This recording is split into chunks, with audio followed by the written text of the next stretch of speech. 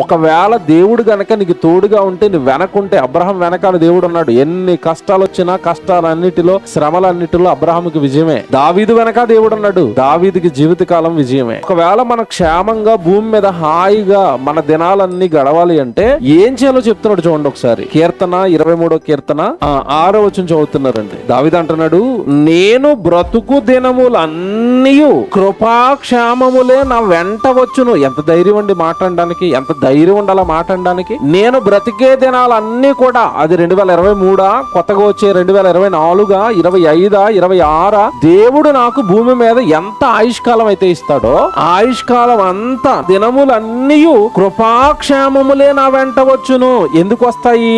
చిరకాలము యెహోవా మందిరములో నేను నివాసము చేసేదను. అండర్లైన్ చేయండి. ఎప్పుడు క్షేమం వస్తుంది? చిరకాలము నేను యెహోవా సన్నిధిలోనే ఏం చేస్తాను? నివాసము చేస్తాను.